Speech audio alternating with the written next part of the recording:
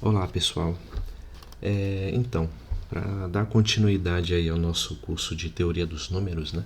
Na aula de hoje a gente vai falar um pouco sobre os números primos, né? Vamos tratar aqui de algumas propriedades e dessas propriedades vamos deduzir alguns resultados que serão bastante úteis ao longo do curso, né? Então, muitos livros de divulgação matemática, inclusive até mesmo alguns livros didáticos, né, costumam se referir aos números primos como os átomos da aritmética, né? Isso porque a gente consegue colocar qualquer número inteiro, né, como expresso em seus fatores primos que são indivisíveis, né? Então, por exemplo, antes aqui de colocar uma definição, né, vamos motivar um pouco as ideias, né?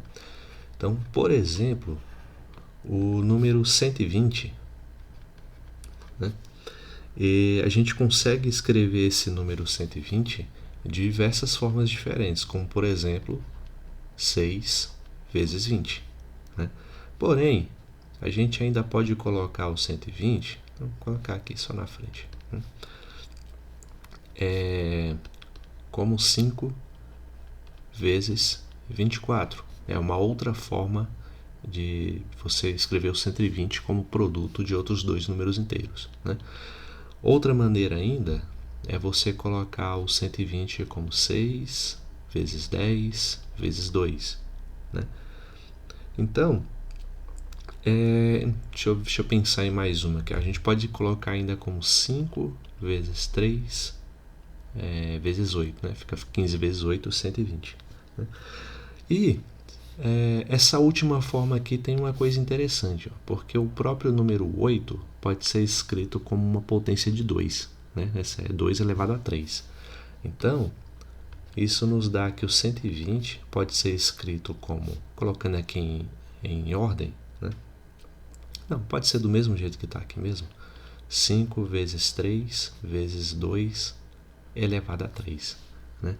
E essa forma como eu coloquei aqui, esses números que aparecem, o 5, o 3 e o 2, a gente não consegue decompor eles como um produto de outros dois números inteiros de uma maneira não trivial, né? Ou seja, o 5, o máximo que dá para eu fazer é colocar 1 vezes 5, o 3, 1 vezes 3, o 2, 1 vezes 2, o que não alteraria nada a configuração dessa decomposição, né? Então, esses números que aparecem aqui, onde a gente não consegue dividi-los decompô-los, né, de uma forma mais reduzida, são os famosos números primos, né? Então, o objetivo dessa aula, como eu disse, é a gente estudar algumas propriedades dos números primos e vamos lá no final, né, do meio para o final da aula, a nossa ideia é utilizar esses resultados que a gente for adquirindo para provar o chamado teorema fundamental da aritmética, né? Então, quando você vê o nome fundamental aparecer em um teorema, em alguma proposição, significa que é de extrema importância naquele campo de conhecimento, né? Pois o teorema fundamental da aritmética ele estabelece a existência e a unicidade desse tipo de fatoração aqui de um inteiro dado em fatores primos, né? Então, agora a gente vai fazer aqui, né, da forma como nós convencionamos fazer nas aulas anteriores, né? Vamos tratar de um assunto, vamos começar definindo aqui alguns elementos. Então, uma definição de números primos, vou escrever aqui embaixo, pode ser colocada dessa maneira aqui, ó. A gente pode dizer que um certo número inteiro positivo, que aqui a gente vai chamar de forma reduzida, né, de forma representativa de número P, vou colocar aqui de outra letra, a gente vai dizer que esse número é primo quando o P possui exatamente 4 divisores, tá? Aí, por que 4 divisores, né? Sendo que no exemplo anterior que eu dei aqui eu só utilizei números positivos, né? Porém, quando a gente trabalha no conjunto dos inteiros, a gente sabe que os números negativos estão presentes, né? Eles são o reflexo dos números positivos aí no outro lado da reta dos inteiros, certo? Assim, quando a gente define as coisas dessa maneira, a gente pode escrever o seguinte, ó, como aqui como exemplo, né? E vamos escrever assim, ó, por exemplo, o número 5, né? Por que o número 5 é primo, como ele aparece aqui na minha decomposição do 120? Porque eu posso escrever posso trazer aqui à luz os divisores, 4 divisores do número 5, que são os números 1, o menos 1, o 5 e o menos 5. Tá? Isso aqui no conjunto dos inteiros, certo? O número 6, por exemplo, ele não goza dessa propriedade. Por quê? A gente vai ver que os divisores positivos, os divisores de 6, tanto positivos quanto negativos, são os números, colocar aqui primeiro os positivos, o 1, o 2, o 3 e o próprio 6, né? Aí já deram 4, porém tem os negativos também, o menos 1, o menos 2, o menos 3 e o menos 6.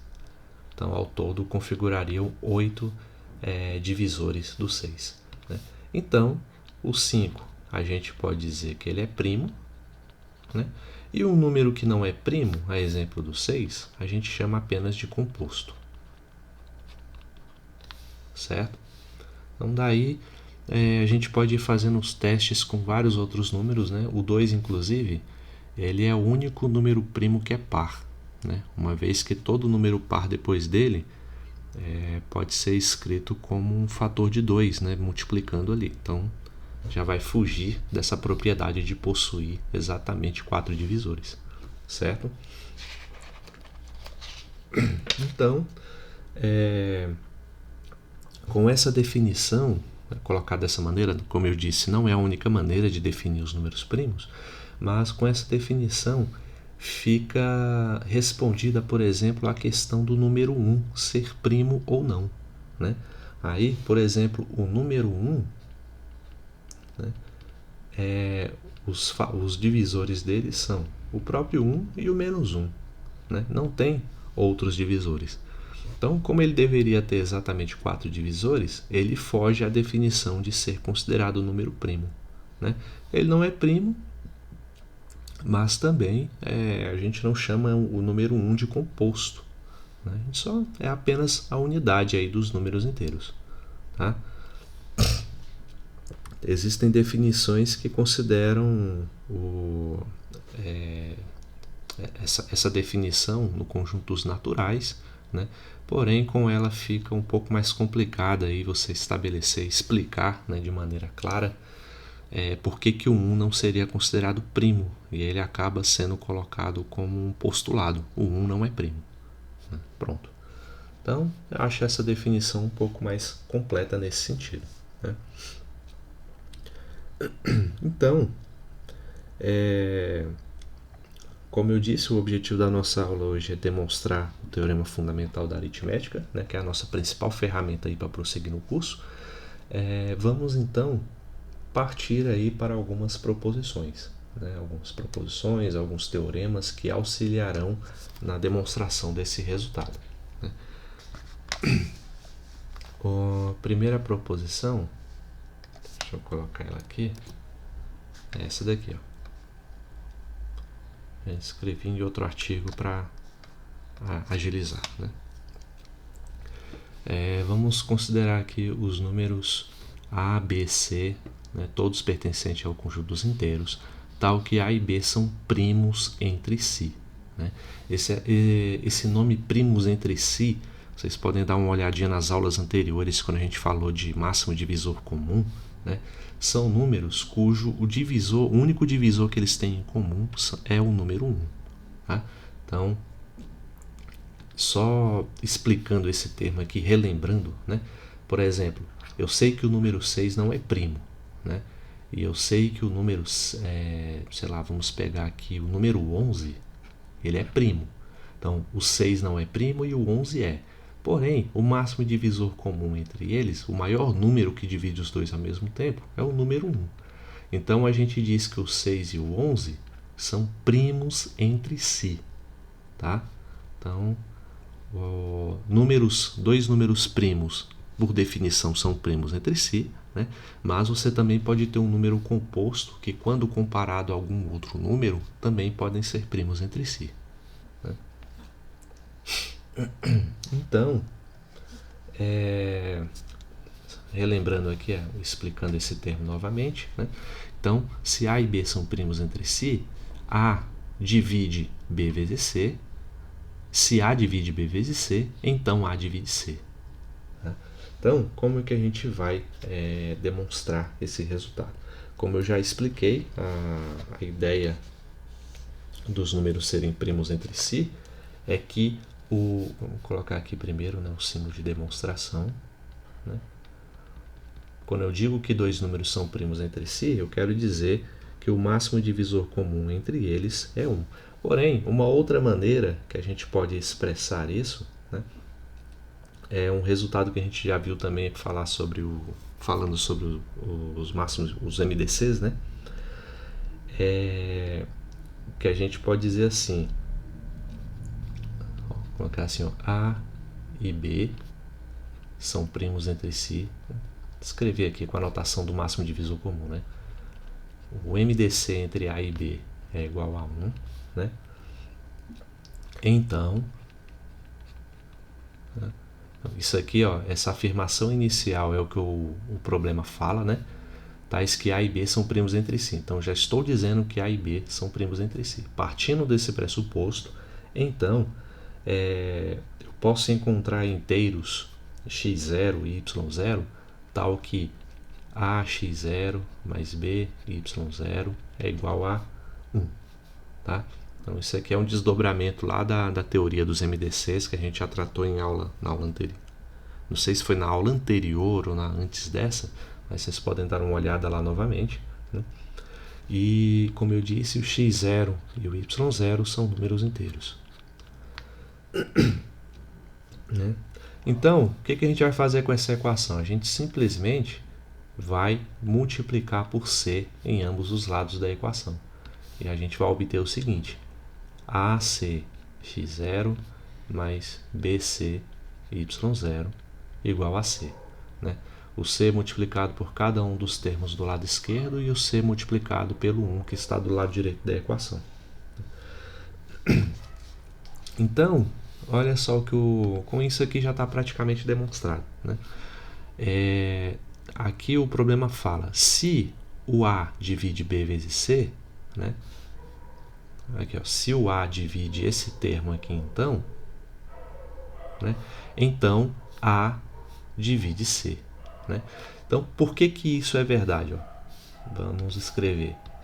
Se A divide B vezes C, então ele divide todo esse segundo termo aqui do primeiro membro, BC, Y0, certo? E a gente vê também que... não, antes de afirmar isso aí, vamos primeiro nos concentrar nessa primeira parte. A gente pode ver que o A divide AC x0. Né? Por que isso acontece? Porque tem o A multiplicando por esse termo. Então, isso aqui é verdade. Né? E o que a proposição afirma é que o A divide B vezes C. Né? Portanto, divide A, B, C, Y0. Né? Então, isso aqui é o que a proposição afirma. Então, se o A divide esse termo e o A divide esse termo, significa que ele divide a soma. Né? Então, portanto, o A divide AC x0 mais BC y0. Né? Porém, AC x0 mais BC y0 é igual a C. Né? Com isso, a gente conclui que o A divide C. Né? Então, daí o primeiro resultado devidamente demonstrado. Então, vamos aqui demonstrar mais um resultado relevante. Deixa eu selecionar ele aqui.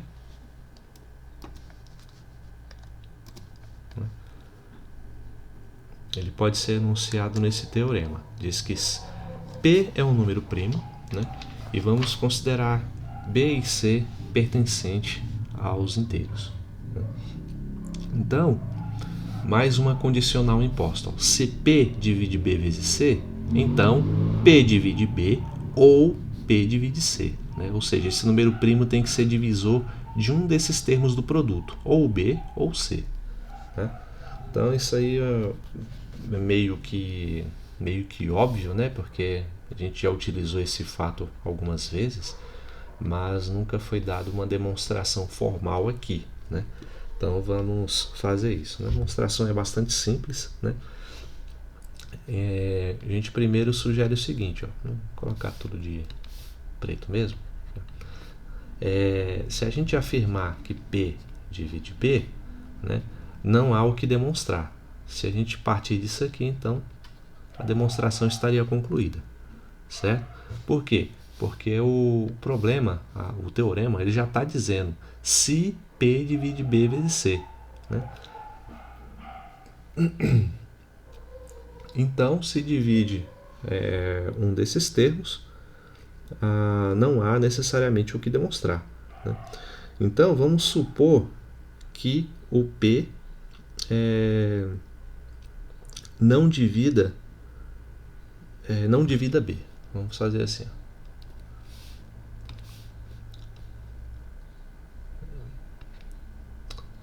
Vamos dizer assim, concluído. Só escrever mesmo, não há o que demonstrar, é melhor.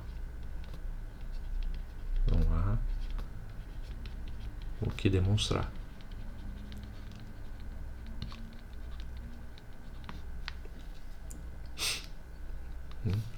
Então, não há o que demonstrar, né? Só reiterando aqui a ideia, porque se P divide um dos fatores, seja o B ou o C, a demonstração está concluída. Então vamos partir do pressuposto que P não divida o termo B, né? Eu poderia ter usado o C aqui também, que nada estaria afetado, né? Então é só uma questão de escolha mesmo, né? Então, partindo desse pressuposto, a gente precisa mostrar que o P divide o C, então, né? Se o P não divide o B, então vamos mostrar que ele tem que dividir o C, né? Então, como que a gente pode fazer isso, né? Então, o teorema está dizendo que P é um número primo, né? E ainda afirma que o máximo divisor comum entre P e B é 1. Eles são primos entre si, né? Por quê? Porque eu estou pressupondo que o P não divida o número B. Então, o MDC deles é 1, o que significa afirmar que eles são primos entre si, né? Então, está praticamente mostrado, porque aplicando essa proposição, a gente conclui que o P divide o C, né? Então, se o P divide B vezes C, né, e P não divide B, então P tem que dividir o outro fator, que é o C no caso. E assim está concluído, tá? Então é bem construtiva mesmo, não tem nenhum segredo, mas é só uma questão de formalização, né? Então, vamos então enunciar aqui mais um lema, né, que vai ser cuja demonstração é um interessante exercício lá do nosso famoso princípio de indução finita, né? Então eu acho bem bacana a demonstração desse lema. Vou enunciá-lo aqui para a gente trabalhar com esse resultado. Vou colocar aqui assim, pronto, né? Então o resultado seguinte que a gente se propõe a demonstrar é esse, ó. Vamos considerar que P, Q1, Q2, Qn são todos números primos, e vamos supor que o P divida o produto de todos eles, de Q1, Q2, Qn. Tá? Assim, então, dessa forma, com base no teorema anterior, a gente pode afirmar que P é igual a um QJ, onde o QJ é um desses termos aqui, né? Para algum J entre 1, 2, 3 e N. Né? Então, só para ficar claro, né? Se eu tenho um número, por exemplo, formado Q1, Q2, Qn, vamos dizer que isso é 2 vezes 3, vezes 7, vezes 11, vezes 41, certo? Então, se eu afirmar que existe um número P que divide esse número, e a gente vê que todos eles são fatores primos, significa que o P é igual a um desses números aqui, seja o 2, seja o 3, o 7, o 11 ou o 41. É isso que o lema está afirmando de uma forma bastante genérica. Tá? Então, ficando claro aí o que o lema está pedindo, é isso que ele pede para a gente demonstrar, que o P, o número primo P, ele é um desses termos aqui. Tá? Parece óbvio tudo, mas a gente precisa demonstrar. Nada em teoria dos números a gente pode se embasar, ou na matemática como um todo, né? A gente pode embasar nada na matemática naquilo que consideramos óbvio. Até porque o que não faltam são enunciados e demonstrações de afirmações que fogem completamente ao senso comum dentro da matemática. Então, vamos, como eu disse, vamos fazer a demonstração por indução. Né? Vamos relembrar aqui como funciona a aplicação do princípio de indução a esse caso. Né? E vamos fazer assim então, digamos que N é um número, né, qualquer, um número inteiro, formado pelo produto dos primos Q1, Q2, Q3, até o Q enésimo termo. Né? Vamos, com base nisso, vamos vamos estabelecer aqui a nossa base de indução. Vou colocar aqui BI, né? Base de indução. Né? Base de indução, como eu disse, vamos mostrar que vale para n igual a 1, por exemplo. Né? Então, para n igual a 1, a gente tem que o P é um divisor de Q1. Né? Para n igual a 1 só tem o primeiro termo. Eu vou ter algo assim, ó, n igual a Q1. Né? Então, se o P divide o n, com isso a gente afirma que o P divide o Q1, pois n é igual a Q1. E assim a nossa base de indução está mostrada, né? a nossa ideia. Aí, se você não estiver convencido, você faz n igual a 2, então n vai ser Q1 vezes Q2, e o P vai ter que dividir ou o Q1 ou o Q2. Aí você demonstra que vale para n igual a 2. Né? Depois de fazer esse teste um número suficiente de vezes, a gente estabelece a nossa chamada hipótese de indução. Né? Hipótese de indução significa o quê? Que a gente vai supor que a afirmação é verdadeira para um n igual a R, né? Se n igual a R, a gente vai afirmar então que se n vale para R, né? N é igual a Q1 multiplicado por Q2 até chegar ao errésimo termo, né?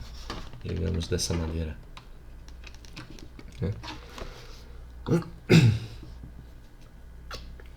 Então, com isso, a gente assume que é verdade para até o termo R.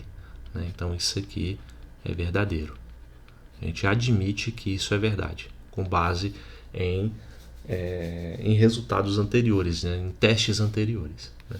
Então, Agora a gente precisa fazer o passo de indução, né?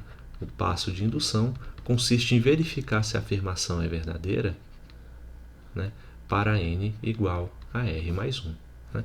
Porém, para n igual a r mais 1, eu tenho o seguinte: Q1 vezes Q2 vezes QR vezes QR mais 1. Né? Então, antes de escrever esse verdadeiro aqui em cima, vale lembrar o seguinte, né? Que afirmar que é verdadeiro para R significa afirmar que o P divide Q1, Q2 vezes QR. Tá? Então, afirmar que isso aqui, que a hipótese de indução é verdadeira, é afirmar que o P, o número primo P, divide o produto de Q1 até QR. Né?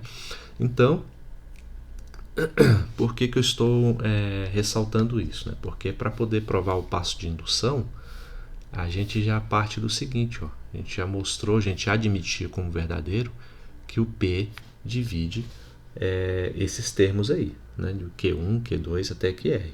Né? Então, vamos ver como a gente pode argumentar. Né? Como a gente já admitiu anteriormente que o passo de indução é que o P divide um desses termos, né? Aqui, como o P divide Q1, Q2 até QR, então o P divide Q1, Q2, QR vezes QR mais 1. Né? Porque é como eu mostrei no exemplo ali acima. Né? Se eu tenho que o número primo é 3, por exemplo, né? E aqui eu tenho um número formado por 9 vezes 5, né? Aí eu tenho que o 3 divide o 9, então o 3 divide o 9 vezes 5. Né? É isso que eu estou dizendo de uma forma abstrata nessa conclusão aqui, certo? Basta eu ter que o P divide um dos termos do meu produto. E independente de qual seja esse termo, né, eu posso afirmar isso. Mas, como a gente pode reforçar ainda mais, né? Caso eu tenha que o P não divida esse produto aqui, Q1, Q2, Q1, Q2 até QR, né? Então, necessariamente, vamos ter que o P divide o QR mais 1. Né? Isso com base no teorema anterior. Né? Então, quando o número primo divide um produto B vezes C, ou esse primo divide o B, ou ele divide o C. Tá? Então, as duas situações estão contempladas aqui. Portanto, com base nisso, a gente prova o teorema. Né? Então, mais uma argumentação demonstrada com rigor matemático. Né? Com esses resultados, a gente já consegue demonstrar aí o chamado teorema fundamental da aritmética. Né? E vamos mostrar os desdobramentos e aplicações desse teorema no decorrer da aula ainda. Né? Vamos colocar aqui teorema fundamental da aritmética. Esse teorema diz o seguinte, uma forma de enunciá-lo é dessa seguinte maneira: se n é um número inteiro maior do que 1, então existem e são únicos os números primos P1 menor ou igual a P2 menor ou igual a PK, tais que n é igual a P1 vezes P2 vezes PK. Né? Então, basicamente, traduzindo, né, para o português essa afirmação, dizer que se eu tenho qualquer número natural n, ele pode ser decomposto de uma forma única como um produto de números primos. Tá? Então, isso quer dizer, aqui no nosso caso do 120 lá do exemplo inicial, né, essa decomposição do 120 em 5 vezes 3 vezes 2 ao cubo é única. Né? É única em que sentido? É que não há outros números primos cujo produto possam fornecer também o número 120. Só existem esses números primos aqui. Né? Então, a unicidade se refere a isso. Então, é claro que eu mostrei aqui várias maneiras diferentes de decompor o 120, mas quando se refere aos fatores primos, os únicos fatores primos que aparecem nessa decomposição são o 5, o 3 e o 2, respeitadas as suas potências. Tá? Então, unicidade é nesse sentido aqui que a gente quer demonstrar. E esse resultado ele é muito forte, né? Porque assim ele dá uma característica, ele dá uma personalidade a cada número, né? Pois a cada um dos números que existem dentre toda a infinidade dos números inteiros, cada um deles possui uma representação única, que não é igual a de nenhum outro, né? É uma representação única como produto de fatores primos. Né? Então, beleza, explicado aí a ideia do teorema, vamos tentar demonstrá-lo. Né?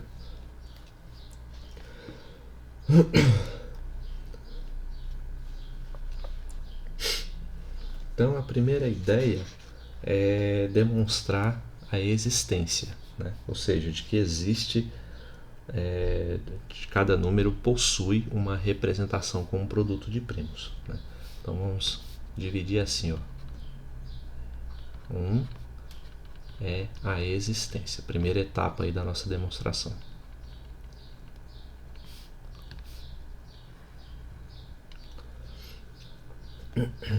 Então, para provar a existência, novamente a gente vai fazer uso aí da hipótese de indução. Né? Vamos fazer assim. Tá, como o menor número primo que a gente disse é o número 2, é o único número primo par e é o menor número primo também, né? A gente pode afirmar que, vamos colocar assim, ó, por indução, a gente pode afirmar que o enunciado do teorema diz é verdade para o primeiro número primo, que é o 2. Né? Então, vou colocar assim, ó, base de indução, né? Que isso é válido para n igual a 2. Né? Então, essa é a nossa afirmação. E de fato o 2 ele pode ser representado como produto de primos, porque o único primo na verdade é ele, né? É o 2 sozinho. Então por isso ele pode compor a nossa base de indução.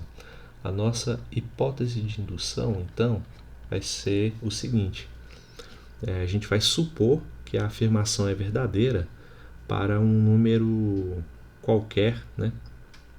Que está entre 2, que é maior do que 2, né? Um número primo qualquer que é maior do que 2. Vamos afirmar, por exemplo, que o n é igual a P1 vezes P2, né, vezes PK, tá? Onde cada um desses P que aparecem aqui são números primos. Né? Esse P1, estou colocando aqui de forma genérica, mas ele é o nosso primeiro número primo, o número 2. Né? Então vamos dizer que o n, por exemplo, é o número 2 vezes 3 vezes 5 vezes 7 e assim vai. Tá? Até um número primo qualquer que eu chamei de PK. Tá? Então é só representando de uma maneira mais abstrata para a gente poder generalizar. Então, agora a gente precisa mostrar, né, e vamos admitir que isso é verdadeiro. Né? Então isso aqui é verdadeiro. Afinal de contas é a nossa hipótese de indução. Com isso, a gente precisa mostrar agora o passo de indução. O passo de indução seria afirmar que n é igual a P1 vezes P2 vezes PK vezes PK mais 1. Tá?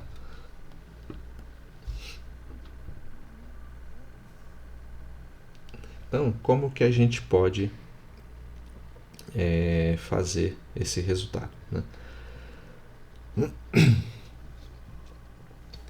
Então, só uma ideia de motivação, a gente já mostrou aqui que até aqui, ó, esse produto, né, ele configura a nossa base de indução, então ele pode ser admitido como verdade, né?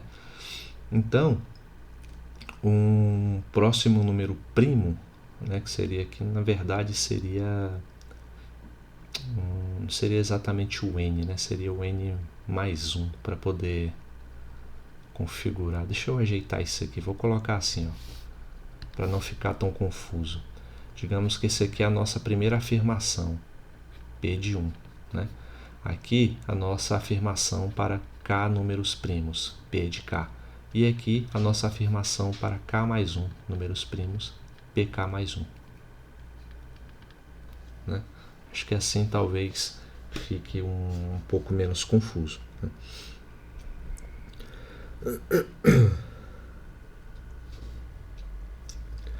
Então, vamos ver. Essa primeira parte aqui que eu coloquei entre parênteses configura a nossa afirmação P de K, o produto para K mais 1 números primos, né?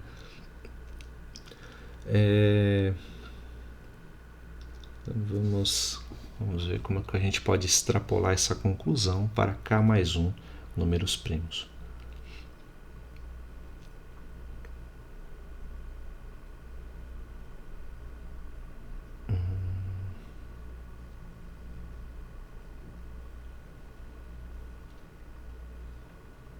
Acho que a gente pode mostrar isso com base nesse teorema que a gente enunciou anteriormente, né? Que se o P divide um produto B vezes C, então P divide B ou P divide C, né? Então, por que eu estou falando isso, né? Se eu afirmar que P de K mais 1 é igual à afirmação da minha hipótese de indução P de K multiplicado por P índice K mais 1, né? Significa então que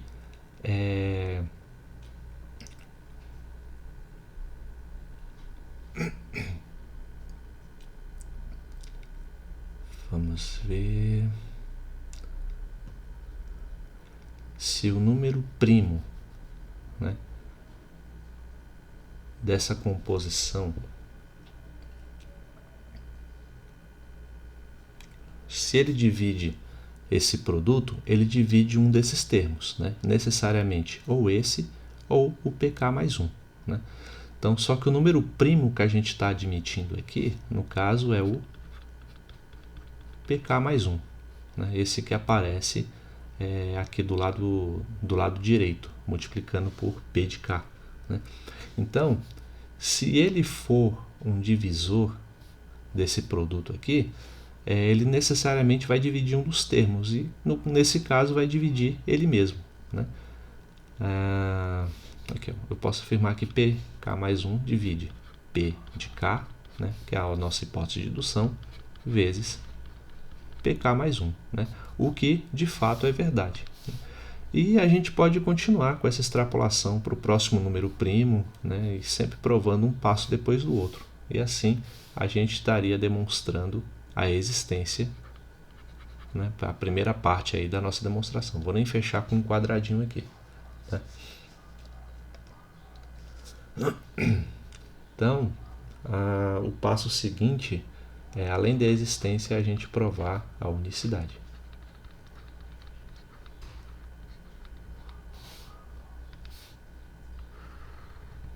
Então, agora, além de provar que um número primo pode ser decomposto, ou digamos que um número natural pode ser decomposto, um número inteiro pode ser decomposto em fatores primos, como a gente já mostrou aqui, agora a gente vai mostrar que essa decomposição ela é única.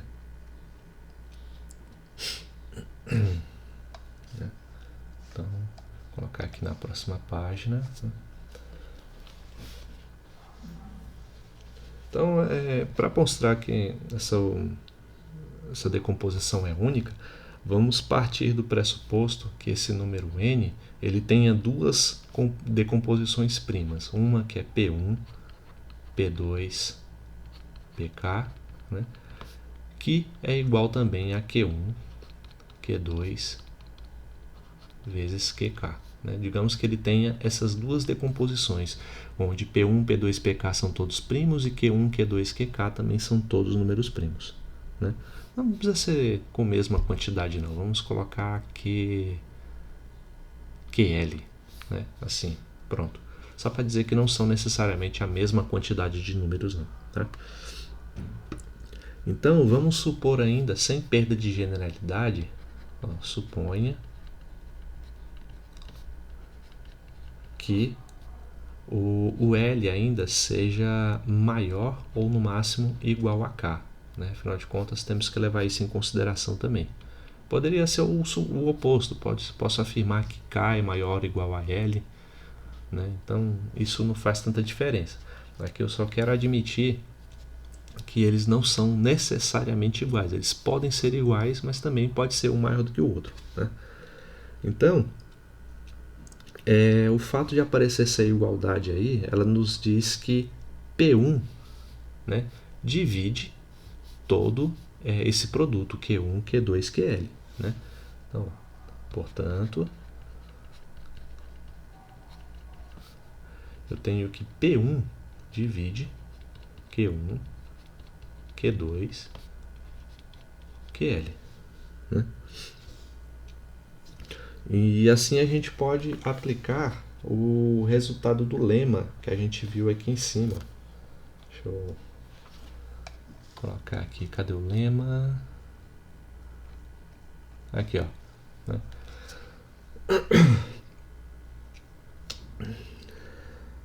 A gente pode aplicar esse lema para concluir que o P1 ele é um desses fatores Q1 que aparecem lá, porque esse é o conteúdo do lema, né? Assim, que se um número primo P divide todo um produto de outros números primos, então esse P é um desses números que estão aqui no produto. Tá? Então, a gente pode, aplicando aquele lema lá, a gente pode concluir, coloca assim aqui, o P1 é igual a um QJ, né? Onde J é um desses elementos aí, ó, colocando assim, ó, com J pertencente ao conjunto 1, 2 até o L, certo? Então, a gente pode reordenar esses índices aqui dos QJs termos, né? E ainda podemos supor o seguinte, já que o P1 é qualquer um desses termos QJ, a gente pode admitindo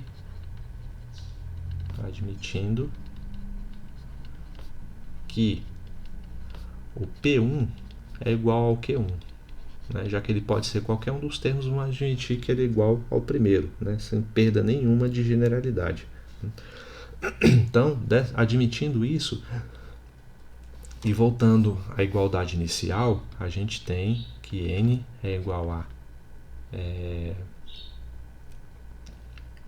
vou colocar assim, P1, P2 até o pkésimo termo vai ser igual a Q1, Q2, QL. Porém, a gente já viu que não há perda de generalidade em assumir que Q1 é igual a P1 multiplicado por Q2 multiplicado por QL.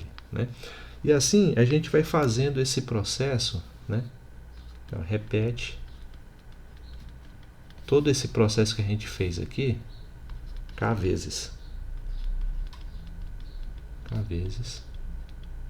esse processo.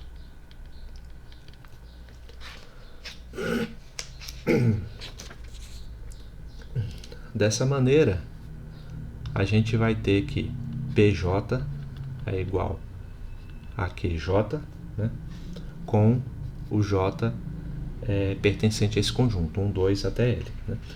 E com isso, a gente ainda pode afirmar o seguinte, ó. Admitindo então que PJ é igual a QJ, significa então que eu vou ter, por exemplo, o P2 igual a Q2, o P3 igual a Q3, né? Até chegar no pkésimo termo igual ao qkésimo termo, tá? Até chegar no último. Porém, a gente está admitindo que L é maior do que K, né? Então ainda vão ter alguns termos aí que não estarão na nossa contagem, né? Aí, então, só para poder deixar mais claro isso aqui, eu vou ter o seguinte: eu vou ter N igual a P1, P2, portanto, N igual a P1, P2, até o pkésimo termo, e ainda terão termos que eu não conheço, né? Por exemplo, o QL, né? Pois o L é maior do que K, né? Então falta afirmar alguma coisa ainda a respeito desse último termo, né? Ou pode ter mais também, mas digamos que só tem mais um termo aí, QL, né? Então, com isso, como que a gente pode analisar o papel desse termo QL nessa decomposição aqui, né? Vamos fazer assim. Melhor representar de forma mais geral. Digamos que eu continuarei aqui, ó, Q, K mais 1, Q, K mais 2, até chegar no termo QL, né? Então, esses termos aqui é o que a gente não conseguiu alcançar através desse processo de repetição, porque eu só posso fazer isso K vezes e K é menor do que L, no caso menor ou igual, certo? Aqui eu estou admitindo só o fato de K ser menor do que L, né? Para ser menor ou igual, a conta já teria terminado, né? Mas vamos supor aí que tenha mais termos ainda, né, nessa conta.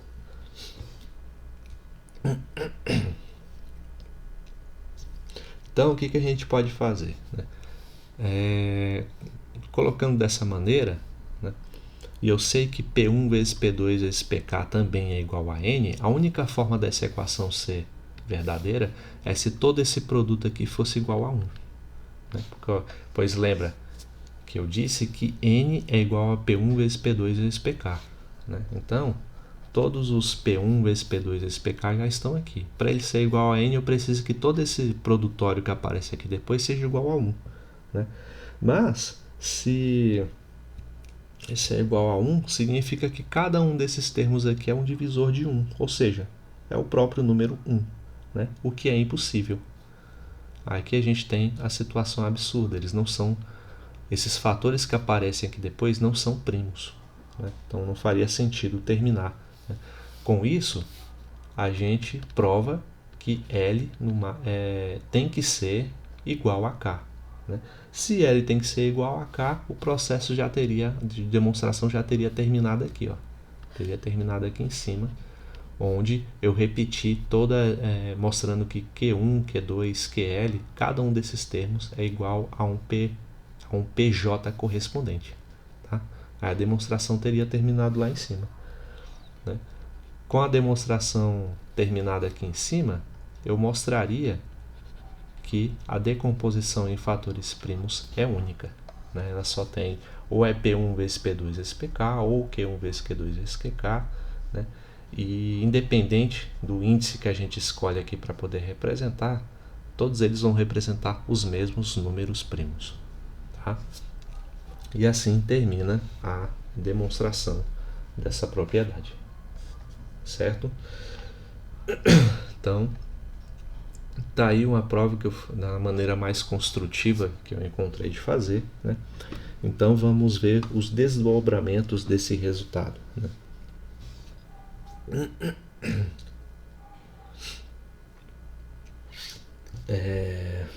Vamos ver aqui, vamos falar um pouco sobre fatoração, que tem tudo a ver com decomposição em fatores primos.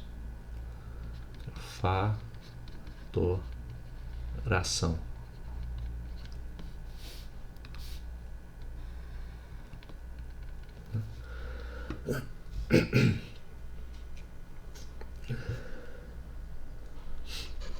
Então, a fatoração é um processo, como eu disse, de decomposição em fatores primos, né?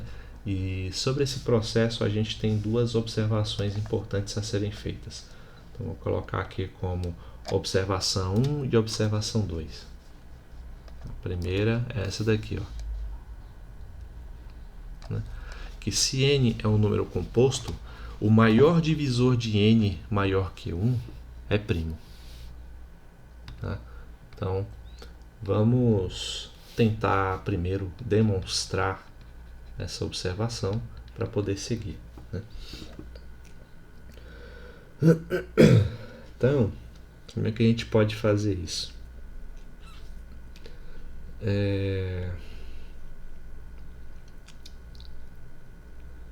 Vamos ver. Então, vamos admitir que o u, um número u qualquer, é o menor divisor de n, né? Vou colocar assim, ó, seja u o menor divisor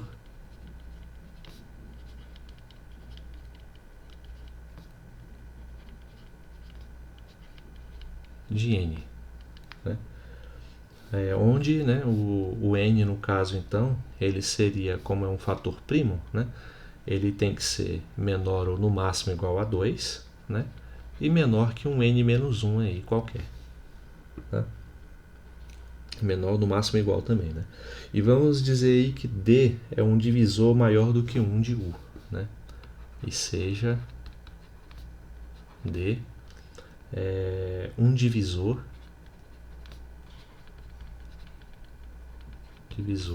maior que 1. Assim.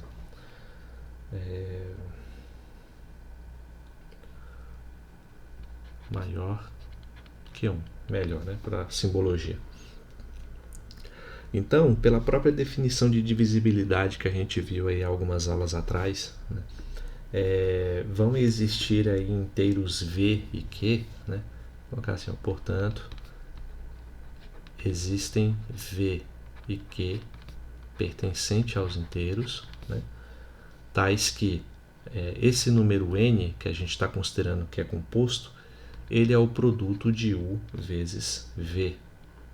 Ou ainda, como a gente admitiu aqui que o u é o menor divisor e d é um divisor qualquer, a gente pode dizer ainda que esse número u é da forma d vezes q, tá? Pelo mesmo critério de divisibilidade. Vou colocar aqui embaixo para ficar mais organizado. U é igual a d vezes q, né? Então, se u é d vezes q, substituindo aqui na primeira equação, a gente tem que n é igual a d vezes q vezes v. Tá? Isso significa que d também é um divisor de n, né? Portanto, o d também divide n. Né? Então, a primeira observação que a gente pode colocar aqui, né? Já que o d é um dos fatores multiplicativos aqui dessa decomposição de n. Né? Mas o u, a gente assumiu que o u é o menor divisor de n, né? Então, se ele é o menor divisor de n, a gente já pode afirmar de cara que o u ele é menor ou no máximo igual a esse número d aqui que a gente está considerando, né? Mas d, a gente já viu que ele é um divisor de u, né? Se d é um divisor de u, mas se d é um divisor de u, né? Ou seja, se d divide u, então ele tem que ser menor ou no máximo igual a u. Então, d é menor ou igual a u. Tá? Então, se eu estou afirmando que u é menor ou igual a d e d é menor ou igual a u, só há uma conclusão possível. O u e o d são iguais. Né? Então, o único divisor de u maior do que 1 é o próprio número u, o que significa que u é primo. Tá? Portanto, u é primo. E assim termina a demonstração. Mais uma demonstração bastante construtiva, utilizando tão somente as propriedades de números primos que a gente viu até então. Certo? Sei que os argumentos podem ser um pouco complicados, mas dá para vocês voltarem, né, e rever com detalhes cada uma das afirmações que eu estou fazendo até chegar à conclusão. né? A segunda observação é um resultado bastante interessante a respeito dos números primos. É o seguinte, vou colocar aqui nessa outra página, aqui, ó, que se U é composto e P é o menor divisor primo de N, né? Deixa eu colocar aqui o N de letra preta também, então P é menor ou igual à raiz quadrada de N, né? É um resultado assim bem interessante, porque ele meio que com base nisso você consegue limitar a sua busca por fatores primos, né? Então, ó, por exemplo, se você quer colocar assim, eu vou colocar com mais detalhes o exemplo, pegar um número qualquer, mas antes disso vamos falar da demonstração, acho que é melhor, né?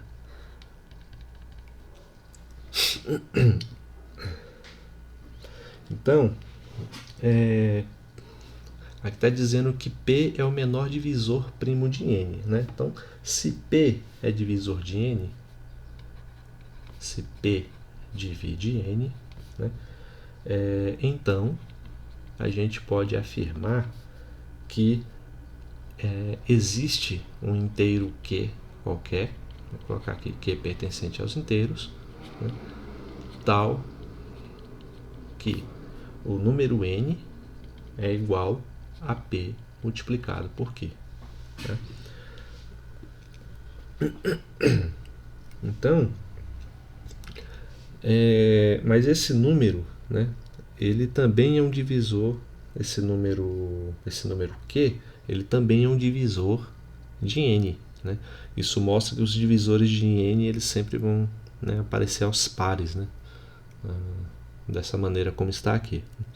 Então, como P é o menor divisor de N, a gente deve ter aqui, ó, P é o menor divisor de N, então a gente pode afirmar que P é menor ou igual a Q, tá? Então, se eu tenho aqui dois números que são divisores de N, eu estou afirmando que P é o menor, então P, só estou colocando aqui em simbologia matemática o que a observação está dizendo, que P é menor do que Q, ou no máximo é igual ao próprio Q, no caso dele ter apenas um fator primo, né? Então, vou colocar assim, ó, aqui embaixo, mas P menor ou igual a Q, né? Então, essas duas observações aí a serem feitas. Então, vamos fazer o seguinte, vamos pegar aqui a primeira equação, N igual a P vezes Q, né? E vamos colocar da seguinte maneira, simplesmente vamos isolar o Q aqui na equação. Então, o Q vai ser quem? O P está multiplicando, passa dividindo. Então, N sobre P, né? Aí, com base nisso, a gente volta aqui na segunda equação, né, e escreve assim, ó, portanto, aqui, ó, se P é menor ou igual a Q, né, e o Q é N sobre P,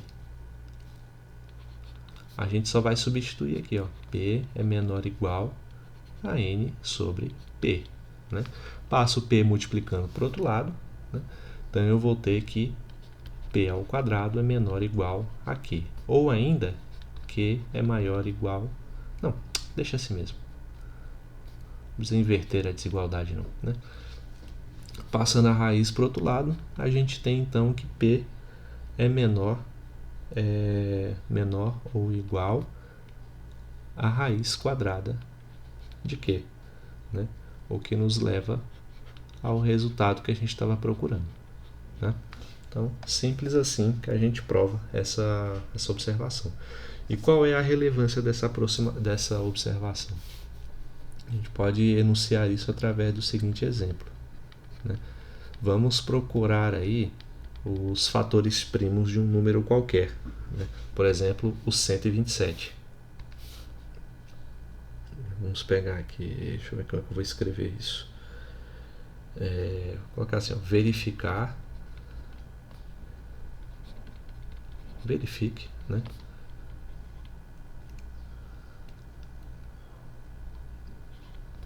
Se 127 é primo, né? Então, para a gente descobrir se o número é primo ou composto, a gente tem que ver se é possível decompor esse número em fatores primos, né? Ou se esse número só dá para escrever como 1 vezes ele mesmo, né? Nesse caso, ele seria um número primo, né? Então, vamos verificar se 127 é primo. Em vez da gente de ficar testando todos os números primos, se ele divide por 2, por 3, por 5, por 7, por 11, por 13, a nossa busca se torna bastante reduzida se a gente fizer uso dessa segunda observação, né? Por quê? Porque se existir um fator primo dele, ele vai estar entre o número 2 e a raiz quadrada de 27, né? Então, você vai avaliar bem assim, ó. Pode colocar assim, ó. Divida 127 pelos números do conjunto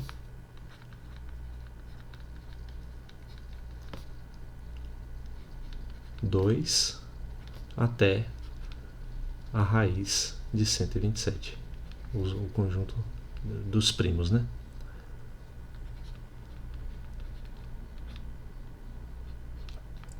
Então a gente só tem que colocar isso aqui de uma maneira mais correta, né? O conjunto dos primos que estão aqui dentro, de 2 até a raiz de 127. Ou seja, basta testar os números primos correspondidos entre de 2 a 3, 5, 7 e 11, né? Pois a raiz de 127, se eu não me engano, dá aproximadamente 11,27. Então até o 11 tá bom você testar aí, né? Então ver se o 127 divide por 2? Não. Divide por 3? Aí também não dá. Divide por 5? Também não. Divide por 7? Vamos ver lá, o 127 dividido por 7, né? Dá por 1, sobra 5, 7, ó, não dá, né? E também não divide por 11. Ó, 127 dividido por 11 não dá porque 121 é divisível por 11, né? O próximo número teria que ser maior do que esse daqui. Então, como ele não divide nenhum desses números aqui dentro, a gente não precisa testar para 13, para 17, 19, nem nada, né? O que essa observação nos garante é que se eu testar com esses números aqui e não funcionar, significa que 127 é primo, né? Considere aí, a única falha desse algoritmo é quando esse número é muito grande, né? A quantidade desse conjunto aqui fica bem grande mesmo e se torna exponencialmente mais complicado fazer essa demonstração. Mas não deixa de ser um fato bastante interessante sobre os números primos que a gente pode utilizar a nosso favor aí sempre que for conveniente, né? Então, continuando aqui falando sobre essa observação 2, né, e sobre o conceito de fatoração, a gente pode ainda explorar um outro exemplo, né, que é calcular os fatores primos. Vou pegar um número aqui bem grande que eu já preparei, já deixei aqui tudo certo para a gente agilizar, né? A fatoração do número 349.272, né? Então não é muito trivial assim fazer a fatoração desse número, né? Então, como é um número muito grande, né, a fatoração desse número tem uns fatores primos que aparecem repetidos, né? Por quê? Lembra que eu mostrei numa aula anterior como fatora, né? Você vai pegar esse número aqui, vai construir do lado e vai tentar dividir por 2, por 3, por 5, por todos os fatores primos, né? Até você chegar no número 1 lá da divisão e você vai obter assim os fatores primos, né? Então, ao fatorar esse número, vou colocar aqui, ó, 349.272, os fatores primos dele, ou seja, ele pode ser reescrito como um produto dos seguintes números primos. Ó. O 2 ao cubo, né, vezes o 3 elevado à quarta potência, o 7 ao quadrado, vezes o 11. Né? Então, vocês podem verificar aí por conta própria que vai dar essa daqui, a fatoração desse número. Então a gente vê que o 2 aparece 3 vezes, o 3 aparece 4, o 7 aparece 2 vezes e o 11 aparece 1. Tá?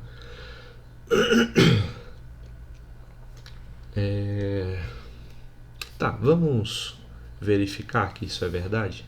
Né? A gente vai dar muita conta. Não, é melhor vocês mesmos verificarem. Façam o que eu falei. Ó. Dividam aqui, aí por 2 vai dar 174.636, aí que dá 36, né? Que também por 2 dá 87.318, por 2 dá 43.659, e aqui já dá para dividir por 3 e assim sucessivamente, certo? Então vamos fazendo aí todos esses passos, no fim você vai ver que a fatoração desse número gigante é exatamente essa que eu coloquei aqui. Né? Então, com isso a gente mostra que através desse processo de fatoração, né, quais são os fatores primos desse número gigante e quantas vezes eles aparecem aqui. Ok? Então, seria possível você descobrir quais são, se esse número é primo ou não, utilizando essa observação 2, né? Mas que, ao meu ver, seria até desnecessário, porque assim, de cara você vê que esse número não é primo porque ele é um número par, né? Se ele é um número par, ele é dividido por 2, então já quebra aí a definição, né? Aí se você quiser descobrir quais são os blocos primos que formam esse número, você utiliza aquele procedimento que eu fiz agora há pouco e vê quantas vezes cada um desses números primos aparecem nessa decomposição, né? Então, vou mostrar aqui mais alguns resultados só para a gente finalizar, né? Um corolário, vou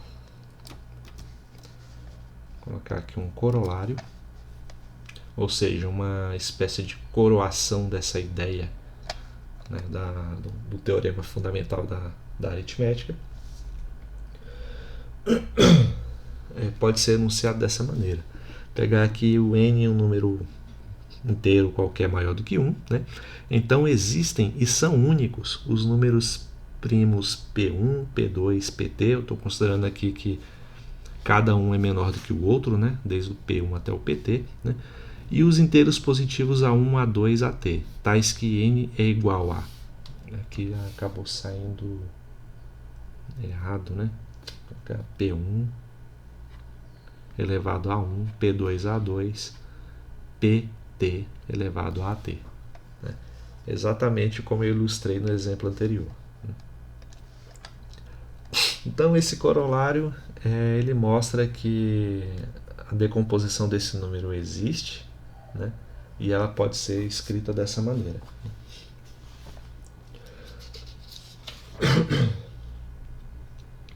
Então, vamos ver como é que a gente pode utilizar essa decomposição, né, para dar informações sobre o máximo divisor comum e o mínimo divisor comum, né? Então vamos mostrar aqui duas aplicações desse corolário, né? A primeira é essa daqui, ó. Deixa eu colocar o enunciado.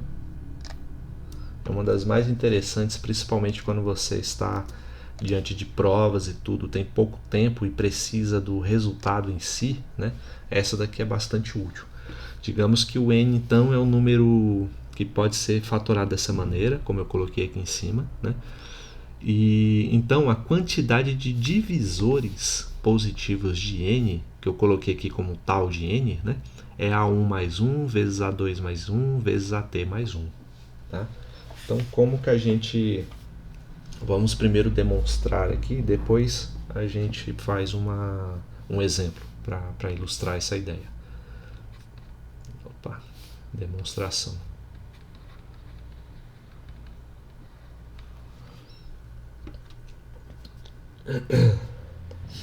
Então, tá, vamos ver. Vamos dizer assim que D é um divisor de N, né, de acordo com como a gente já viu. Ó, dizemos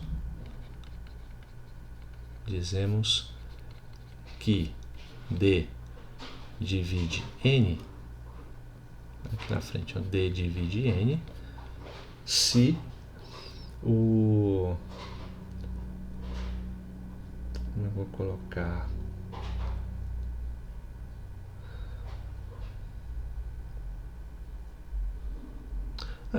D divide N se ele dividir esse produto aqui, ó, P1 elevado a 1, P2 a 2, até PT elevado a AT. Tá? Seria um divisor de um desses números aí. Tá?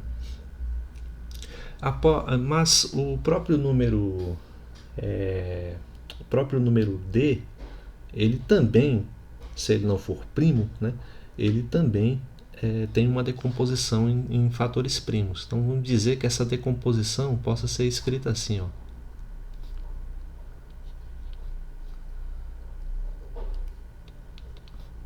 P1 elevado a B1 elevado a B2 elevado a BT. Tá? Então a gente pode dizer sem perda de generalidade dessa maneira, de tal forma que qualquer número BI que se encontra aqui dentro está entre 0 e AI, né? Onde AI é um desses fatores que se encontram entre A1 e AT. Tá? Então, por enquanto está meio abstrato, mas vai ficar mais claro com a demonstração de um exemplo. Né? Então, a totalidade de divisores é obtida quando o BI varia de 0 até o AI. Né?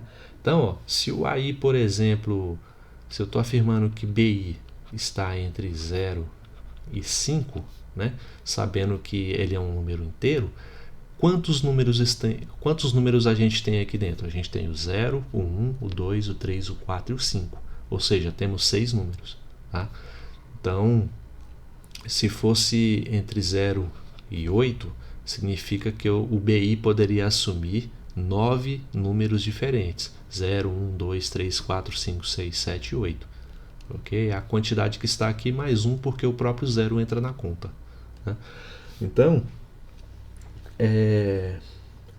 como é que a gente pode então concluir isso daí? Né? Que a totalidade de divisores é obtida quando o BI varia de 0 até AI. Né? Então, portanto existem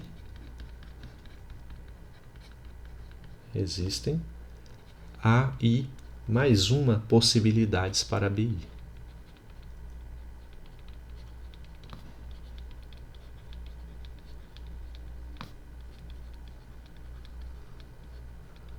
Né? Onde o BI é cada um dos termos que aparece. Ele pode ser o B1, pode ser o B2, pode ser o BT. Né? Então, dessa maneira, a gente tem que a quantidade de divisores vai ser justamente isso. Ó. Vai ser o A1 somado com 1, vai ser o A2 somado com 1, até o AT somado com 1. Tá? Por quê? Porque, como eu disse, qual é a quantidade de números que o BI pode assumir?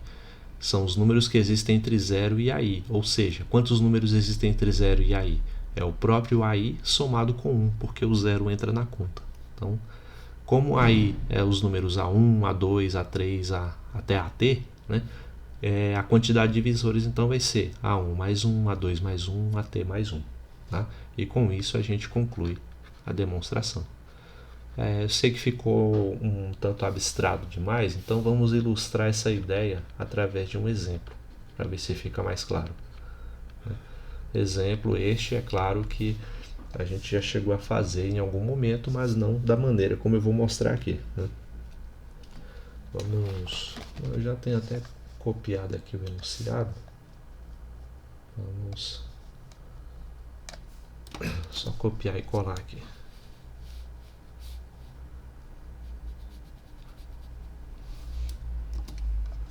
Assim, ó. Fazer a fatoração dos números 954 e 648. Nós já fizemos essa fatoração, né, quando fomos falar lá de máximo divisor comum. Né? Então, vou colocar assim os fatores. Aqui, ó, os fatores de 954.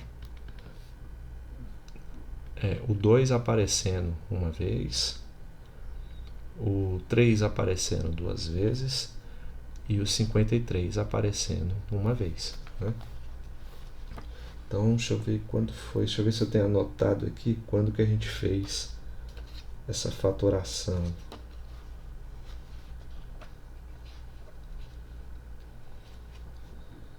Deixa eu ver se eu encontro aqui. Não encontro.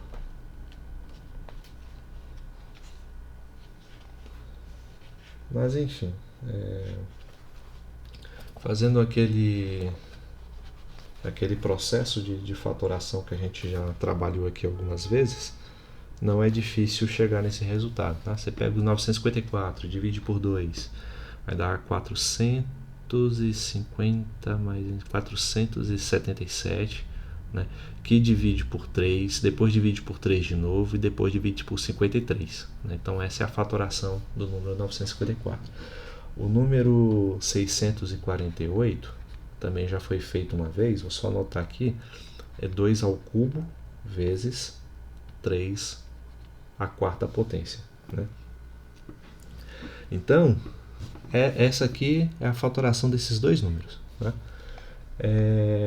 Mas quais são os divisores? Se eu quero saber, não a forma fatorada 954, mas quantos fatores ele tem ao todo, né? Quantos fatores não, quantos divisores cada um desses números tem ao todo.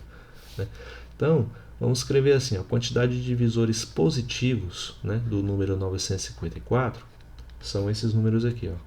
1, 2, o 3, o 6, 9, 18, 53, 106, 159, 318, 477, 954.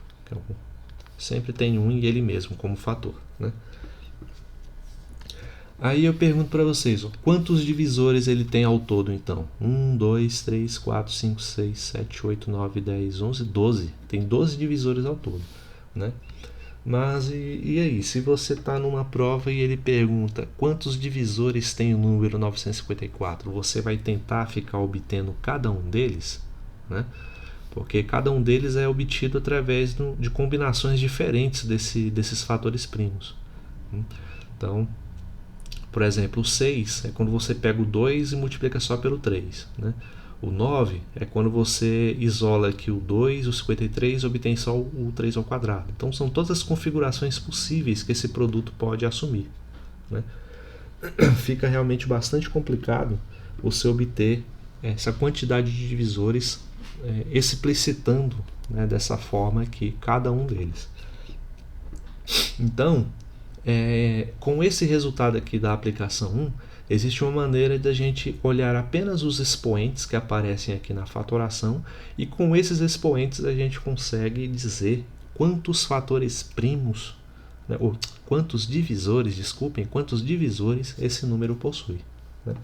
Então, vamos calcular isso. Ó. O tal de 954 o número que nos interessa, vai ser o quê? Ó? Por esse resultado, eu vou pegar A1, A2 e AT, onde são as potências que aparecem aqui, né, em cada fator primo. Não? Quantos fatores primos eu tenho? 1, 2 e 3. Né? O A1 vai ser a potência do primeiro fator primo, então é 1. E esse 1 que aparece aqui é da fórmula. Né? Vamos fazer assim, vou colocar a fórmula do jeito que está aqui. A1 mais 1, A2 mais 1, A3 mais 1. Né? Então, por que eu coloquei só 3 fatores? Porque ele só tem 3 fatores primos. Tá? Então, 3 multiplicações. A1, A2 e A3 são as potências que vão aparecer em cada um desses fatores. Então, a potência que aparece no primeiro fator é 1. A potência que aparece no segundo fator é 2. E a que aparece no terceiro é 1 novamente. Né? Quanto dá esse produto? Vamos fazer as contas. Tal de 954 vai ser igual 1 mais 1 é 2, 2 mais 1 dá 3, 1 mais 1 é 2. 2 vezes 3 dá 6, 6 vezes 2 dá 12. Então a gente chegou aqui na quantidade total de divisores sem explicitar esses divisores da forma como fizemos anteriormente. Né? Então, um resultado realmente muito prático nesse sentido. Né? E se eu quisesse calcular a quantidade de divisores positivos do número 648, como a gente já fez anteriormente? 648, eu não tenho aqui a quantidade deles aqui não, né? Mas eu vou fazer assim. Eu não vou colocar aqui de forma explícita como eu fiz dele porque eu esqueci de anotar, né?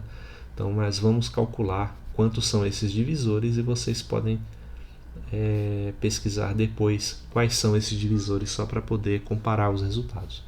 Então vamos calcular o tal de 648. Primeiro, na decomposição que fizemos, só obtemos 2 fatores primos. Então o produto vai ser A1 mais 1.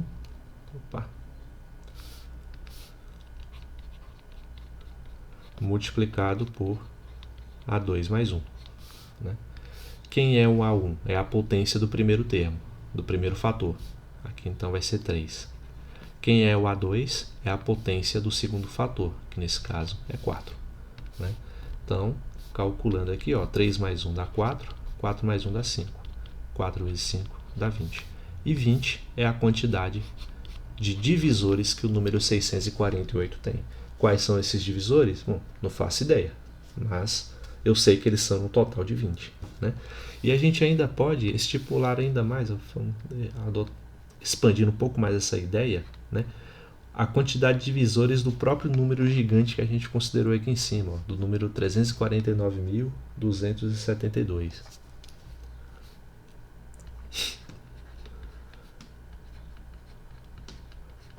Aproveitar que a gente já fez a decomposição prima dele, né? A gente viu que esse número pode ser decomposto como 2 vezes 3 vezes 4, né? 2 ao cubo, 3 à quarta, 7 ao quadrado vezes 11. Então vamos colocar aqui, o número 349.272 é igual a... Cadê? Já esqueci. 2 ao cubo, 3 à quarta. 2 ao cubo vezes 3 à quarta, multiplicado por 7 ao quadrado, multiplicado por 11. Tá? Então, a quantidade de divisores vai ser dada por tal de 349.272, vai ser igual. Quantos termos eu tenho? 1, 2, 3, 4. Então, vamos calcular 4 produtos aqui. A1 mais 1, A2 mais 1, A3 mais 1, A4 mais 1. Né? Quem é A1? A potência do primeiro fator. Então, ele é o 3. A2, a potência do segundo fator, que é o 4. A3, potência do terceiro fator, que é o 2. E A4, a potência do último fator. Quando não aparece nada, a gente sabe que tem o 1 aqui. Né? Assim, a gente tem 3 mais 1 dá 4, 4 mais 1 dá 5, 2 mais 1 dá 3, 1 mais 1 dá 2. Né? Então, 2 vezes 3 vezes 5 vezes 4 dá 120.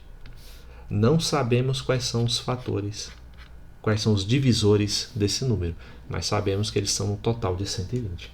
Então, realmente é uma ideia muito forte, né, que pode ser utilizada na otimização de algoritmos aí que investiguem divisores de um dado número. Né? E é uma ideia totalmente apoiada no conceito de números primos, né? Só nas propriedades de números primos, certo? Vamos mostrar aqui mais uma aplicação. A última aplicação, a gente segue por um exemplo e depois finaliza a aula demonstrando o teorema de Euclides, né, sobre a quantidade de números primos que existem. Né? Vamos colocar aqui, ó,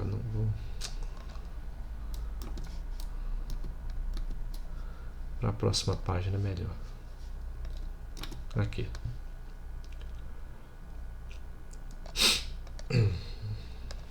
Então essa aplicação diz o seguinte: se o n pode ser decomposto dessa maneira, né, como um produto de fatores primos, né, considerada de fatoração padrão de n, né, então a soma dos divisores positivos de n é dada por isso daqui, ó, P1 elevado a 1 mais 1 sobre P1 menos 1, P2 elevado a 2 mais 1 vezes sobre P2 menos 1 e por aí vai.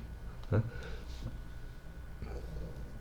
Então, na aplicação anterior, a gente obteve uma forma de calcular a quantidade de divisores. Né?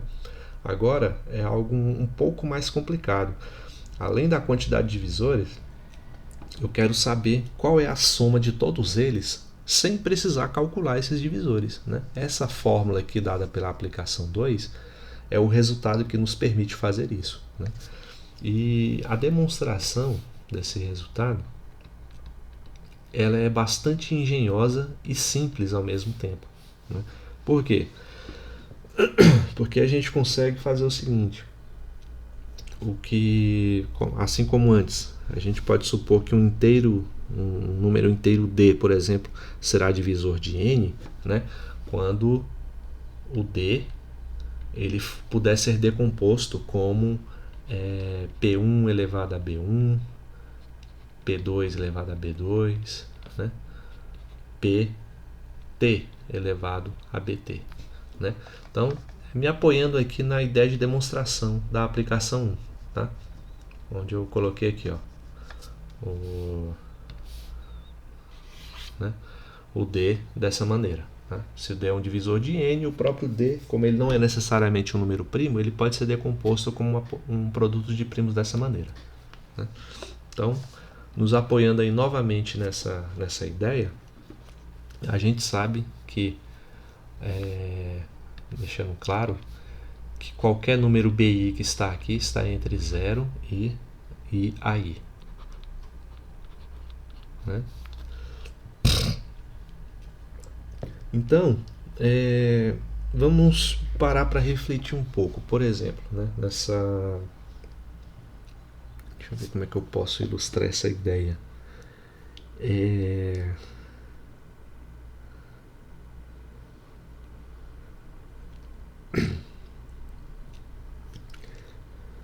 Existem maneiras diferentes da gente expressar esse produto de fatores aqui do D. Né? Por exemplo,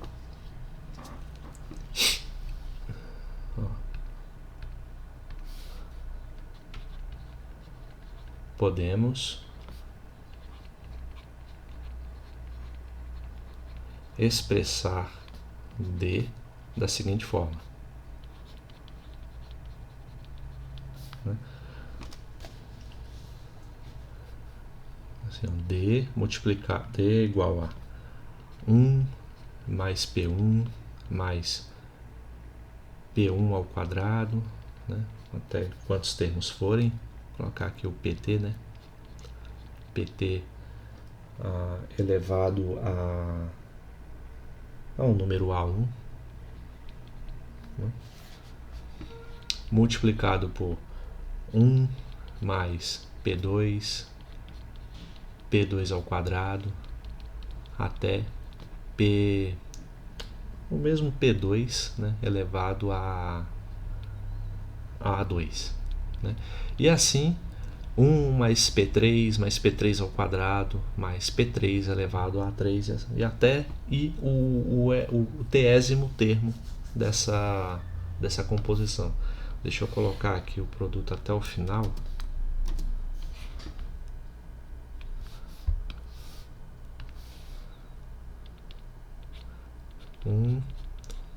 PT ao quadrado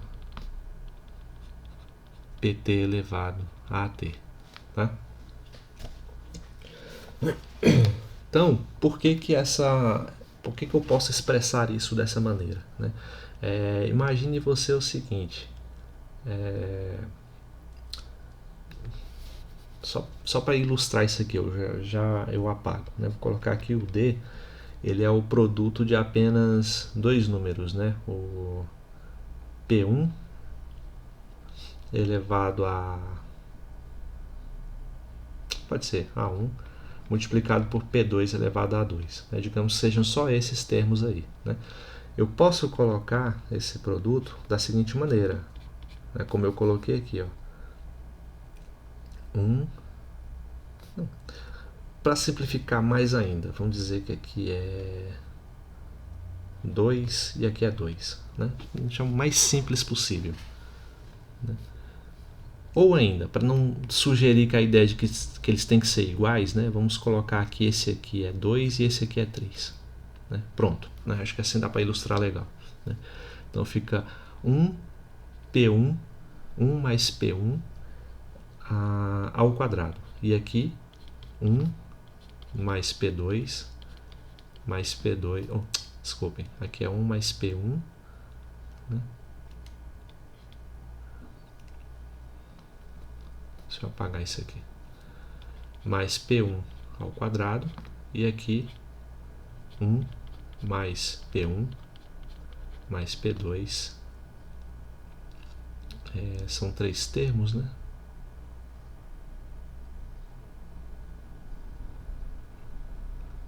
Mais P3, P2 ao quadrado mais P3 ao cubo. Ou P2 ao cubo.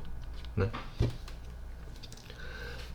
E ao fazer esses produtos, olha o que a gente vai obter. Por exemplo, 1 vezes... Aí eu vou pegar 1 e multiplicar por cada um desses termos. 1 mais P1. Ah, não, aqui não é P1 não, aqui é P2. Né? Estou bagunçando tudo. 1 mais P2, P2 ao quadrado, P2 ao cubo. Depois, P1 multiplicado por 1 não dá P1. P1 vezes P2, P1, P2. P1 somado com P1, P2 ao quadrado e P1, P2 ao cubo. Né? E por último, esse último termo, né? Que é P1. Tá? Eu não vou nem colocar esse último termo aqui, mas é multiplicar o P1 ao quadrado por cada um dos termos. Né? E a gente vê que toda essa decomposição aqui pode ser escrita assim. O próprio 1 pode ser escrito como P1 elevado a 0 vezes P2 elevado a 0. O P2 pode ser colocado P1 elevado a 0 vezes P2 elevado a 1. Né? O P2 ao quadrado é P1 elevado a 0 vezes P2 ao quadrado. Né? E P2 ao cubo é P1 elevado a 0 vezes P2 ao cubo. Tá vendo? Todas essas somas, se eu fosse continuar, eu teria a seguinte representação, como P1 elevado a 1 vezes... cadê como eu representei? Ah, não, vou colocar assim. P1 elevado a B1 vezes P2 elevado a B2. Né? Onde o B1 ou o B2, vou colocar assim. O B1 e o B2 assumem valores quaisquer, BI, né? Entre 0 e 3. Né? Então isso aqui é um somatório desses produtos, né? Com B1 e B2 assumindo valores quaisquer entre 0 e 3, da forma como eu representei aqui.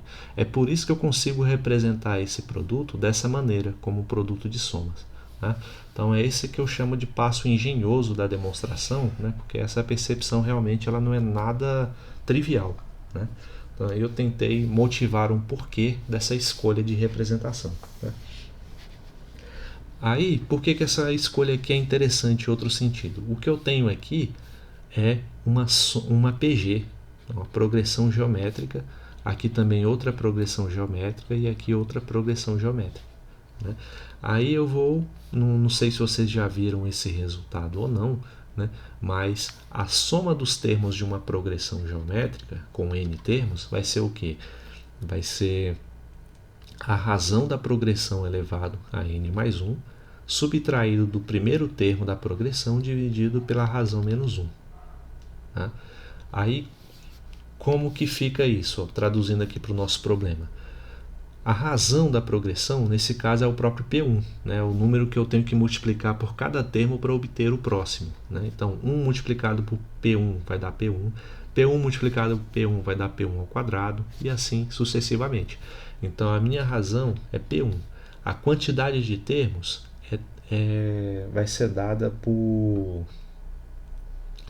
essa potência aqui, no caso A1, né? Vai ser A1 mais 1. Né? E o primeiro termo, no nosso caso, é o próprio número 1, dividido por a razão menos 1, P1 menos 1. Ok? Então é assim que fica a configuração de cada uma dessas somas, né? O resultado fechado de cada uma dessas somas. Né? Então, resumindo,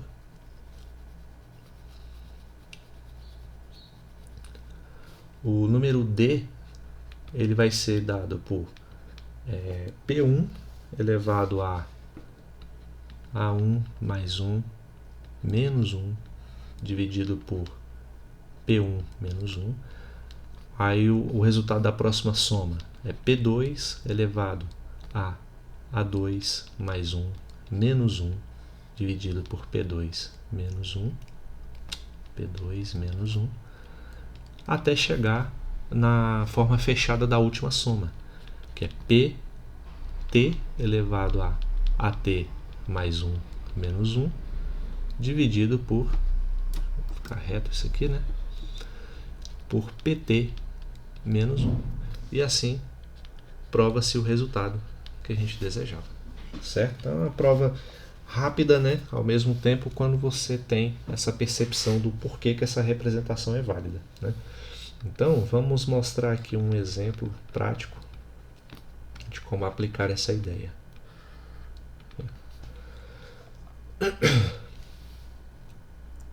Vamos... Não, aqui eu acho que eu já tenho ele copiado. Vou apagar aqui, só copiar e colar. Vamos obter a soma dos divisores do número 72. Yeah.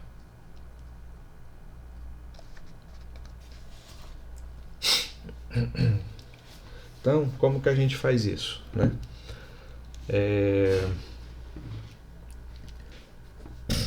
Primeiro, vamos ver aqui como que a gente pode aplicar essa fórmula, né? A ideia é aplicar essa fórmula para poder calcular a soma desses divisores, né? Calcular o chamado sigma de n. Aqui não é D não, né, gente? Aqui é sigma de n. Eu coloquei errado na representação. A soma dos divisores. Né? Então, vamos tentar calcular a soma dos divisores do número 72. Primeiro, o número 72 ele tem os seguintes divisores positivos. Né? Vocês podem obter esses divisores pela fatoração, como a gente já fez antes. Né? Aí vai dar o seguinte conjunto. O 1, o 2, o 3, o 4, 6, o 8, o 9, 12, o 18, o 24, o 36 e o próprio 72. Né? Então eu quero uma maneira rápida de calcular a soma desses divisores. Isso é porque é um número relativamente pequeno. Né? Agora imagina calcular a soma dos divisores desse número aqui, 349.272, que é uma soma que envolve 120 termos, né? E que sequer seguem um padrão, né, de que eu possa classificar numa progressão aritmética ou algo do tipo. Então, à medida que o número vai crescendo, esse processo vai se tornando... tem números compostos aí grandes que são realmente muito pesados, bastante complicados de você fazer isso na mão, né? Fazendo a soma, né, somando todos esses divisores aí, ó, somatório de n, se a gente for fazer na mão aqui, se não me engano dá 195, né? Mas a ideia não é ficar somando aqui do jeito que aparece, não. A ideia é aplicar essa fórmula aqui, né? Então vamos fazer isso, ó. Então, somatório dos divisores do número 72 vai ser dado pelo quê, ó? Vamos colocar aqui antes disso que o 72 ele tem a seguinte decomposição. Onde é que está? 2. Eu tinha feito antes, né? Mas enfim, ele só tem 8 vezes 9, né? Então é 2 ao cubo vezes 3 ao quadrado, né? Então tem a seguinte decomposição em fatores primos, né? Isso significa que ao calcular a soma desses divisores do número 72, né, eu vou utilizar apenas o produto de duas somas aqui, ó, os que envolvem o primeiro número primo e os que envolvem o segundo número primo, né? Então, o primeiro número primo vai ser dado, ó, por 1 mais 2, né, que é vou ter P1 igual a 2 e P2 igual a 3. Aí, jogando na fórmula que a gente já conhece, vou anotar aqui, ó, sigma de n, ou sigma de 72, vai ser dado por 2 elevado a A1 mais 1. Quem é o A1? É a potência desse número, desse primeiro termo primo aqui. Então vai ser 2 elevado a 3 mais 1, subtraído de 1 sobre 2 menos 1, vezes o segundo primo é 3. 3 elevado a A2 mais 1. O A2 é a potência que aparece aqui nesse segundo fator primo. Então é 2 mais 1 subtraído de 1 dividido por 2. Cadê? Onde é que eu... por 3 menos 1, né? Porque é P2 menos 1. Então aqui é 3 menos 1. Beleza. Então, na mera aplicação da fórmula, a gente já tem condições de calcular isso, ó. 2 elevado a 3 mais 1 é 2 elevado a 4. Né? Então aqui vai dar 2 a quarta subtraído de 1 dividido por 2 menos 1, que é 1. Tudo isso multiplicado por quanto? Vou fazer assim, separar direito, né? 3 elevado a 2 mais 1, que é 3. Né? Subtraído de 1 dividido por 3 menos 1, que é 2.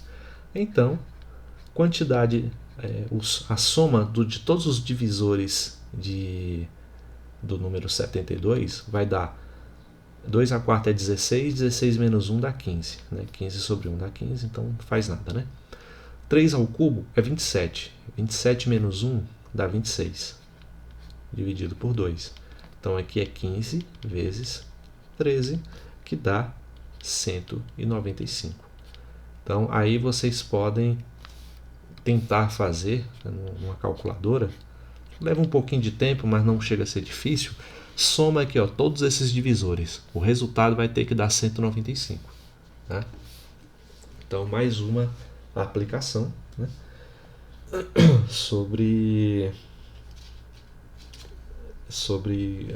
a respeito desses números, dos divisores de um número composto qualquer. Né? E antes de finalizarmos ainda, temos uma terceira aplicação para discutir. Pode ser uma ferramenta útil também.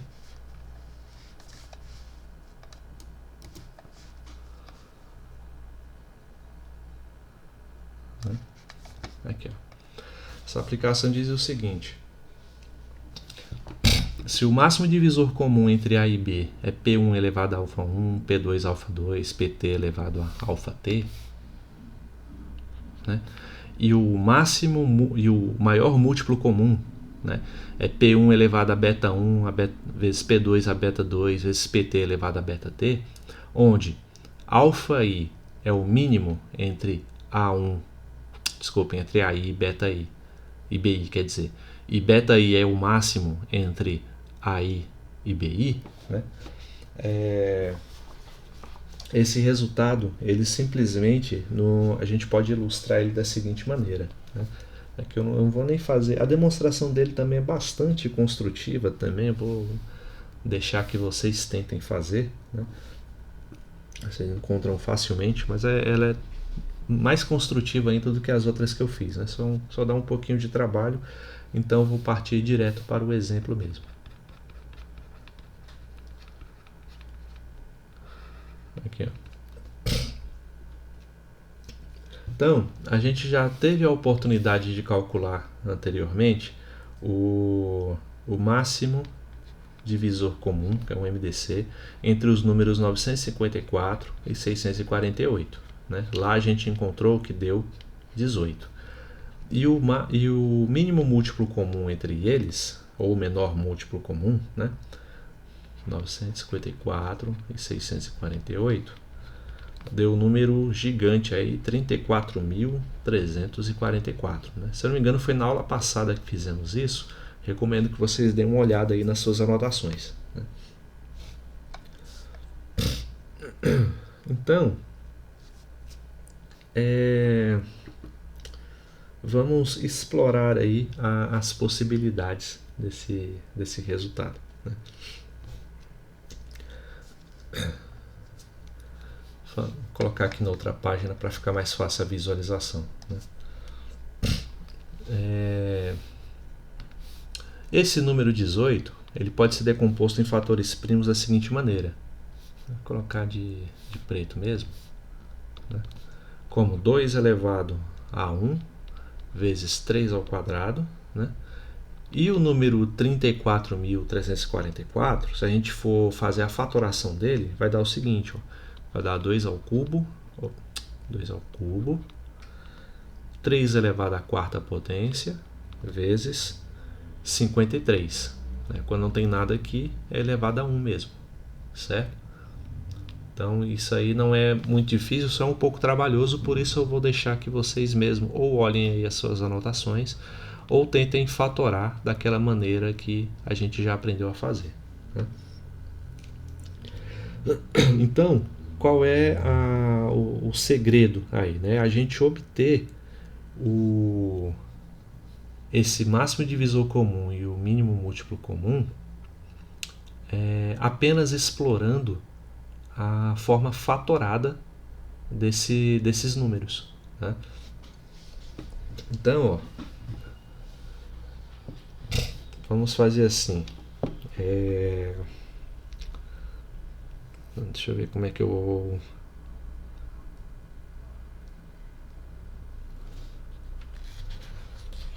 Como é que eu vou explorar isso aqui da maneira mais fácil, né?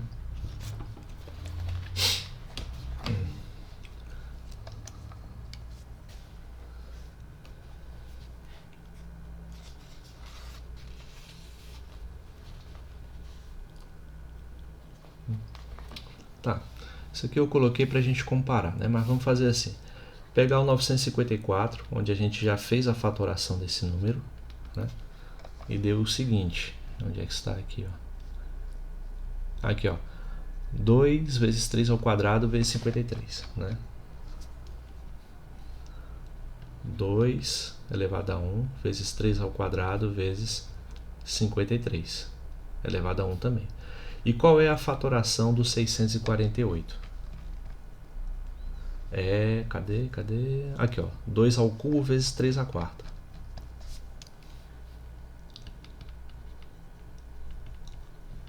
Né?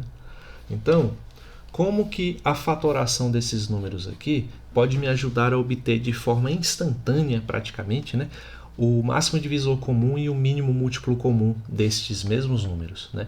O que a aplicação 3 nos mostra é o seguinte, é que o MDC vai ser vai ser um número que pode ser decomposto dessa maneira em fatores primos, cujas potências, né, desses fatores vai ser os menores números que eu vou obter nas duas decomposições. Né? Como isso funciona?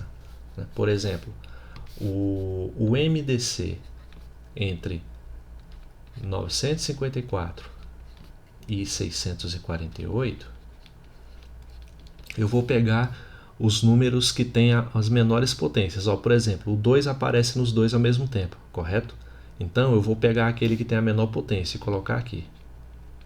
O 3 aparece nas duas decomposições ao mesmo tempo. Então eu vou pegar o que tem a menor potência, 3 ao quadrado. E o 53 também aparece nas duas decomposições. Ora, mas como? No 648 não tem o 53 multiplicando, né? Mas você pode colocar 53 elevado a zero, certo? Só para poder configurar aí a comparação, né? Então você coloca aqui, ó, 53 elevado a zero. A gente já sabe que dá 1, né? Vou colocar aqui só por um fator estético mesmo, ok? E 2 vezes 3 ao quadrado dá 18. Ó. É justamente o MDC que a gente já havia calculado anteriormente, deu 18. Tá? E agora, vamos usar a mesma ideia do nosso resultado, da aplicação 3, para calcular o MMC entre esses mesmos números. Tá? Qual é o MMC? Pelo resultado, a gente tem que utilizar os fatores primos que têm as maiores potências entre as duas decomposições. Né? Então, novamente aqui, ó, temos a decomposição desses números. O 2 aparece nas duas decomposições. Vamos pegar aquele que tem a maior potência. No caso, então, o 2 ao cubo. Né? O 3 aparece nas duas decomposições. Pegando o que tem a maior potência, 3 à quarta. E o 53 aparece nas duas decomposições. Pegando a que tem a maior potência, eu tenho o 53 elevado a 1.